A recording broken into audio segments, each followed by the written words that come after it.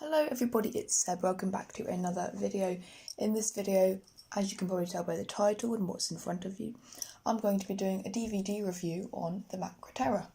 The Macra was newly released in March, and yeah, I was very hyped for it because obviously it's a missing story as being animated, and I love it when the BBC do that because, you know, it's so satisfying putting a new DVD on your shelf.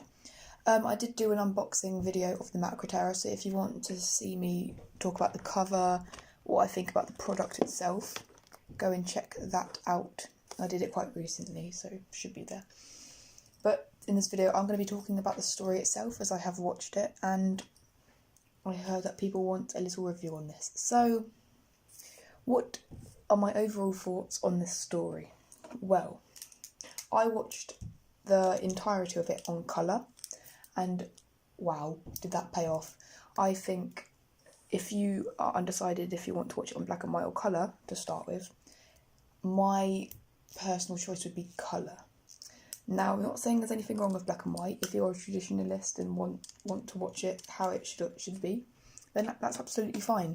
But they really do make great use of the colour animation in this.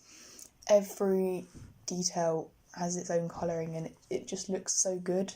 So yeah, that's a little start point. But the story itself, I pretty love it. I pretty much love it. There you go. The Doctor is amazing. He has so many funny lines. And it's animated great, like I just said. Yeah, the Doctor, Patrick Troughton, is great. You wouldn't even think it was from 1967. It just works so well. And I love Base Under Siege episodes, and this is a really good example of a Base Under Siege episode. The companions are great. Jamie is good. He's featured in part 3 a lot. Won't give away any spoilers of why or how, but yeah.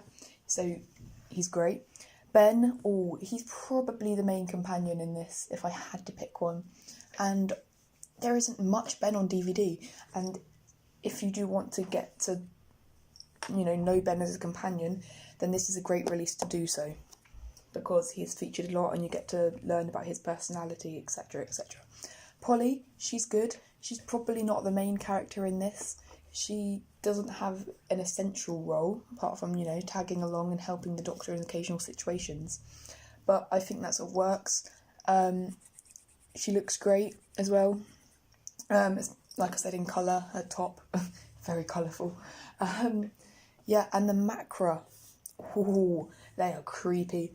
Obviously, in some places they didn't look like that in 1967 or whenever they filmed this. They would have looked much different, and so would the sets. The animation has really come across to make it a modern vibe.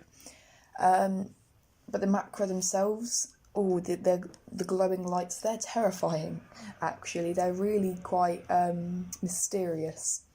So I think that really works within the story. And yeah, I mean, look at them. You can't really actually tell by the cover, but they are used in darkness quite a bit, and they do have some scary scenes interacting with companions and side characters. Moving on to side characters, oh my god, I forgot his name, but the criminal-like man near the start of the story, he is one of my favourite characters within the story. He has such a good personality. It may not be like a good personality as in behaviour-wise, but the way that the writer has created the character is really good. The captain, great. Obviously, he turns to the Doctor's sort of side in part 4. He's a good character, all well-round, pretty decent. Nothing too stand out about him, but he's good. And again, I'm not great with names, sorry, but the larger man, who's also sort of like a chief or whatever, he's really good as well.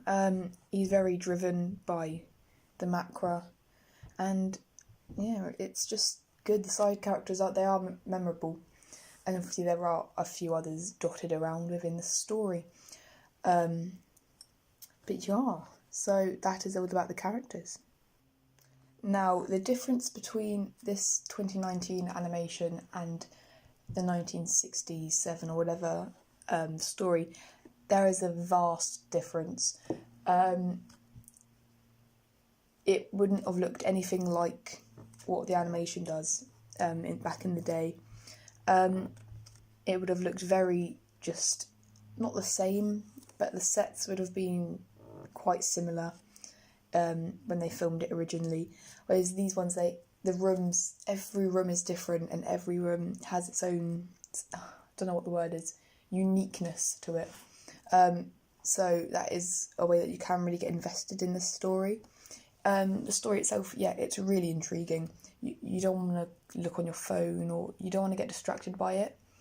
It's a really, really fun watch, and there are just some great scenes in it.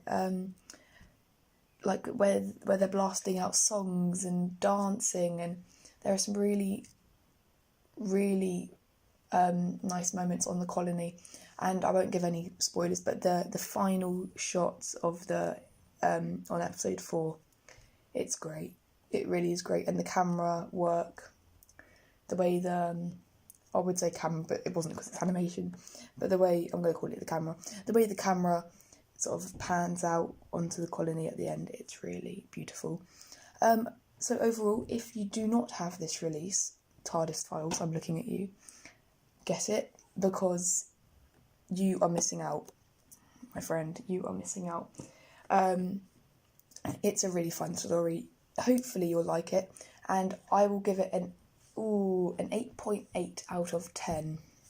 I just think it's a fun watch, and I will be sure to go back and watch the black and white version at some point in the future. So yeah, really thoroughly enjoyed this story. So if you don't have it already, go and pick it up. You can get it in HMV or wherever you get your DVDs from. It will be worth it, and it looks great on the shelf. So there you go.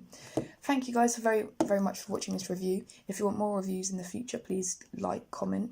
I love reading your comments, like I say every video. Yeah. What DVDs should I review next? That's another thing I'd like to know. So thank you very, very much for watching, and I'll see you in the next video. Bye.